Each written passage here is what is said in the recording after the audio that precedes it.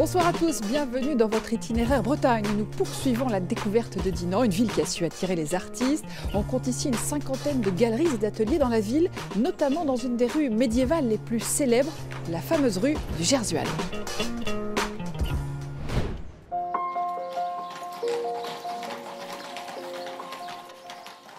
C'est une rue qui bruisse de 1000 ans d'histoire.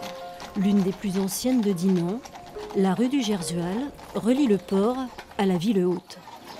Il faut imaginer que cette rue était la rue la plus fréquentée, vous voyez, pendant tout le Moyen-Âge, mais bien plus tard, parce que toutes les marchandises qui arrivaient au port devaient immanquablement transiter par cette rue du Gersual, à la montée et à la descente.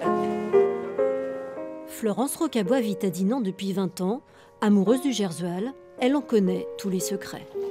Il y avait des commerçants de part et d'autre de la rue et les marchandises qui étaient à vendre étaient posées sur la partie plate du volet et elles étaient protégées par la partie supérieure. Vous voyez ? Ce qui veut dire que la rue était vraiment le prolongement de la boutique. La construction d'un viaduc en 1852 va changer sa destinée. Le Gersual n'est plus un passage obligé. La rue abrite alors tisserands, vanniers, tanneurs. Aujourd'hui, ce sont les artistes qui font vivre la rue. Pendant très longtemps, les Dinanais n'osaient pas descendre dans le Gersual. Et les artistes, petit à petit, ont retapé les maisons ont pris de la valeur. Quand j'ai fait restaurer ma maison, j'ai amené une petite pierre à l'ensemble. On fait partie d'une continuité, en fin de compte.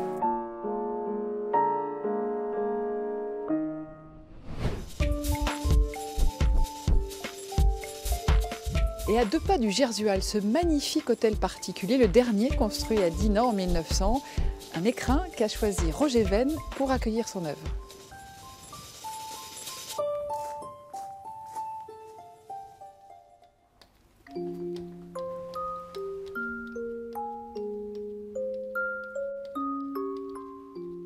Réellement, pour moi, être sculpteur, c'était accéder à ma vie, donner du sens à ma vie. J'aurais pas pu ne pas faire ce que je fais. Pour assumer cette vocation impérieuse, Roger Venn a dû rompre très jeune avec sa famille. Autodidacte, son travail a été notamment salué par le Grand Prix international du portrait de l'Académie des Beaux-Arts, une œuvre essentiellement monumentale. Le monumental permet l'expression de la puissance, de l'énergie. C'est l'outil le plus adapté pour traduire l'énergie. Installé pendant 20 ans dans l'Aisne, l'artiste tombe amoureux de Dinan lors d'un week-end de l'hiver 2012. En passant la porte de cet hôtel particulier, il comprend que c'est là qu'il créera le musée dédié à son travail. On a des dimensions, des hauteurs sous plafond, mais on a aussi un décor ambiant qui évoque assez un décor théâtral d'ailleurs. Et c'est vraiment le terme mise en scène qui me vient à l'esprit. Au-delà du rez-de-chaussée de la bâtisse, ces sculptures ont aussi investi les jardins qui s'offrent au regard depuis les remparts. Voilà, il y a des gens justement qui sont en train de passer là. Et ces gens nous voient parfaitement et ils voient très bien la sculpture qu'on a installée là-haut. On l'a d'ailleurs installée par rapport aux remparts. Il y a une vie artistique, il y a une vie singulière à Dinan. Et donc moi je l'ai senti et je le nourris, je joue avec. C'est ainsi que le sculpteur a proposé à la ville de redessiner gracieusement l'esplanade menant à la bibliothèque en y installant ses créations. Pour moi, c'est une participation citoyenne. Je suis un sculpteur citoyen. Donc je pouvais faire bénéficier ma municipalité de ce savoir-faire et j'étais très heureux de le faire. Un travail qui a valu à Roger Venn le titre de citoyen d'honneur. Quant au musée, il pourrait être accessible au public sur rendez-vous d'ici quelques mois, avant son ouverture officielle. Quittons ce futur musée pour un autre musée qui, lui, célèbre la harpe depuis 4 décennies. Venez, c'est par ici.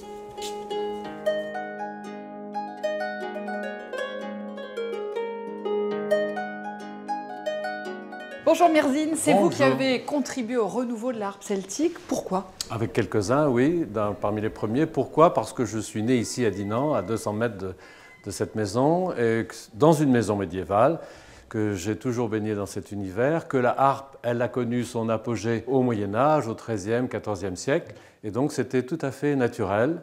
Et j'ai fait des études de piano et je suis passé directement à 20 ans du piano à la harpe. Qu'est-ce qui vous a fasciné dans cet instrument? Alors ce qui m'a fasciné, c'est son pouvoir à nous faire rêver, à nous emporter vers d'autres mondes. C'est le lien avec la mythologie celtique, c'est un instrument mythique. Qui existe depuis très longtemps. Depuis la nuit des temps, oui, dans toutes les civilisations. Et chez nous, depuis à peu près 1500-2000 ans. Sous une forme très, très réduite, très petite, proche de la lyre. Le barde antique la portait sur un bras et ne jouait que d'une main, car c'était à l'époque une musique mélodique et au service de la parole, la prière, l'incantation, la poésie. Un instrument portatif qui s'est développé ensuite. Oui, qui va en Irlande se développer après le XIVe, XVe siècle, avoir plus de cordes, parce qu'on va apprendre à accompagner, à faire des accords, et on va commencer à écrire pour la harpe seule. Et ensuite, on s'aperçoit qu'il y en a dans tous les pays.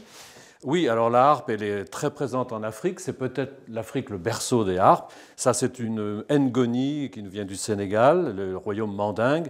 Il y a d'autres harpes dans le royaume du Congo. Et celle-là, c'est une harpe de Taïwan qui nous a été laissée par l'harpiste que j'ai fait venir de Taïwan. Alors, vous faites venir effectivement des harpistes du monde entier pour un festival qui a lieu tous les étés. Voilà, ce sera la 36e édition, du 10 au 14 juillet. Voilà. Merci beaucoup, Mirzine. On va se quitter avec vous en musique sur une de vos compositions. Entendu. Kadul Golo.